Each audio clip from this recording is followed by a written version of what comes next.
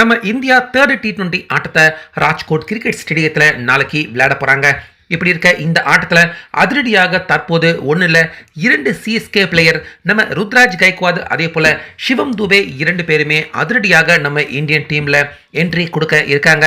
அது மட்டும் இல்லாம தொடர்ந்து 2 ஆட்டம் வெற்றியால இந்த தேர்ட் T20 ஆட்டத்தில் இந்திய அணியின் பிளேயிங் 11ஐயும் தற்போது கேப்டனான சூரியகுமார் யாதவ் அவர் மாற்றி அமைக்க இருக்காரு. ஸோ அந்த வகையில் ஃபர்ஸ்ட் 2 T20 ஆட்டம் எடுத்துக்கிட்டீங்கன்னா கம்ப்ளீட்டா அடுத்து ஸ்பின்னிங் ட்ராக்ல விளையாண்டதால கூடுதல் ஸ்பின்னர்களோட தான் நம்ம இந்தியா விளையாண்டாங்க.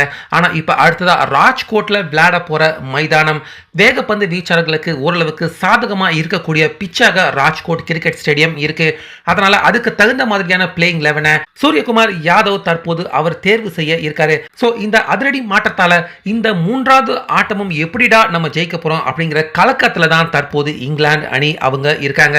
அந்த வகையில அபிஷேக் சர்மா 1வது ஆட்டம் அபாரமா விளையாண்டாரு. 2வது ஆட்டத்திலேயே அவருக்கு ஓய்வு அளிக்கப்படும் அப்படின்னு தான் சொல்லிக்கிட்டு இருந்தாங்க. ஆனாலுமே இன்ஜூரோட தான் அபிஷேக் சர்மா நம்ம சென்னையில விளையாண்டாரு. ஆனா அவரால் பெருசா ஸ்கோர் பண்ண முடியல.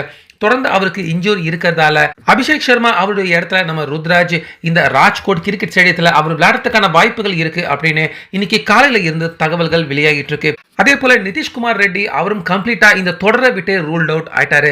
ரிங்கு சிங் அவரும் தேர்ட் T20 ஆட்டத்தில் விளையாட மாட்டாரு அப்படின்னு முன்னாடியே சூரியகுமார் யாதவ் சொல்லிட்டாரு. அதனால நிதிஷ் ரெட்டி அவருடைய இடத்துல அப்படியே கம்ப்ளீட்டா நம்ம சிவம் துபே சிஎஸ்கே பிளேயர் அதிரடி என்ட்ரி நம்ம இந்தியன் டீம்ல வேர்ல்டு கப்புக்கு அடுத்து மீண்டும் கொடுத்திருக்காரு. அடுத்து 3வது மிகப்பெரிய மாற்றமா ரவி பிஷ்ணோய் அவருடைய இடத்துல ஹர்ஷித் ராணா, ஏன்னா ராஜ்கோட் வேகப்பந்து வீச்சாளருக்கு சாதகமா இருக்கும் அப்படிங்கறதால ஹர்ஷித் ராணா அவர் பிளேயிங் 11க்கு உள்ள வராரு. சோ அந்த வகையில நம்ம இந்தியன் டீமின் கம்ப்ளீட் பிளேயிங் 11 எடுத்துக்கிட்டோம்னா அபிஷேக் சர்மா அவர் வெளியேறதால நம்ம ருத்ராஜ் உள்ள வராரு. அவர் கூட சஞ்சு சாம்சன், 3வதா கேப்டனான சூரியகுமார், 4வதா திலக் வர்மா, 5வதா ஹர்திக் பாண்டியா, 6வதா சிவம் துபே, 7வதா அக்ஷர் பட்டேல், 8வதா நம்ம தமிழக பிளேயர் வாஷிங்டன் சுந்தர், 9வதா ஹர்ஷித் ராணா, 10வது பிளேயரா ஹர்ஷ்தீப் சிங், கடைசி 11வது பிளேயரா மற்றொரு நம்ம தமிழக பிளேயரான வருண் சக்கரவர்த்தி.